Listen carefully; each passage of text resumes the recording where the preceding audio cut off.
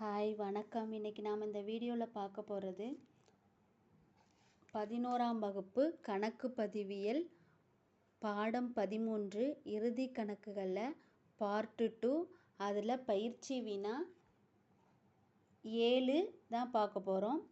First கீழ்கண்ட விவரங்கள் இருப்பாய்விலிருந்து பெறப்பட்டன. விவரம் பற்று வரவு. பற்பல கடனாளிகள் 50,000, ஐயக்கடன் ஒதுக்கு 5,000, வாராக்கடன் 3,000. கூடுதல் தகவல்கள். கூடுதல் வாராக்கடன் 3,000. பற்பல கடனாளிகள் மீது 10% வார ஐயக்கடன் ஒதுக்கு உருவாக்கவும். தேவையான சரிக்கட்டு பதிவுகள் தந்து இவ்விவரம் எவ்வாறு லாப நட்ட கணக்கு மற்றும் இருப்பு நிலை குறிப்பில் தோன்றும் என காட்டவும் அப்படின்னு கொடுத்துருக்காங்க. இதெல்லாம் பழசு. இதெல்லாம் 2 தடவை வரும். இதெல்லாம் 1 தடவை தான் வரும். நான் போன பயிற்சி வினா 6லே சொல்லியிருக்கேன். இதை எப்படி போடணும் அப்படிங்கிறத பார்ப்போம்.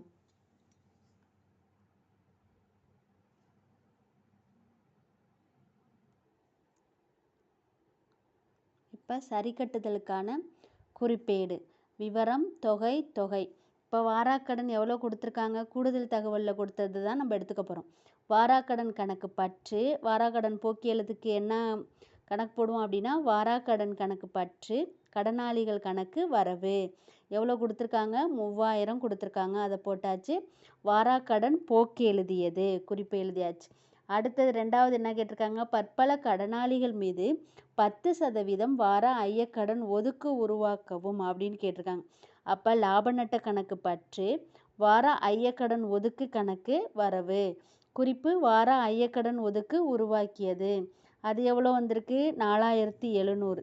இந்த 4,700 எப்படி வந்துச்சு அப்படின்னா, பற்பல கடனாளிகள் உங்களுக்கு எவ்வளோ கணக்கில் கொடுத்துருக்காங்க, 50,000 கொடுத்துருக்காங்களா. அந்த 50,000த்திலிருந்து என்ன செய்கிற, 3,000 என்னது வாராக்கடன் கொடுத்துருக்காங்க. அந்த 3,000த்தை கழிச்சோம் அப்படின்னா 47,000. இதில் 10% ஐயாக்கடன் ஒதுக்கு அப்படின்னா 4,700 வரும். இந்த 4,700 தான் ஐயக்கடன் ஒதுக்கில் நம்ம போட்டிருக்கோம். அடுத்தது இப்போ குறிப்பேடு போட்டாச்சு. லாப நட்ட கணக்கில் அந்த வாராக்கடன் இதெல்லாம் எந்த சைடு வரும்னா பற்று சைடு வரும்.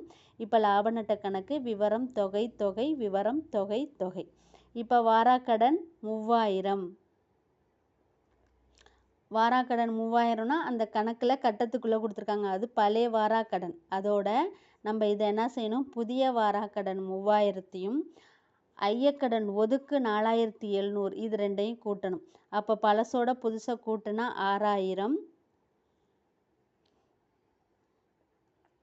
ஐயக்கடன் ஒதுக்கு 4,700 சேர்த்து கூட்டினா 10,700. இதில் கழிக்க பழைய வாராக்கடன் இருக்கு. ஒரு 5,000 ரூபா வாராக்கடன் கொடுத்துருப்பாங்க பாருங்கள்.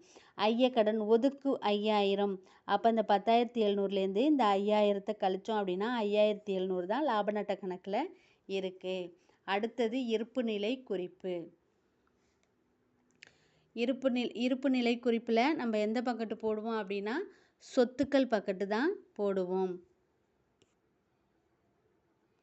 இப்போ இந்த சொத்துக்கள் பக்கம் கடனாளிகள் எவ்வளோ கொடுத்துருக்காங்க, 50,000.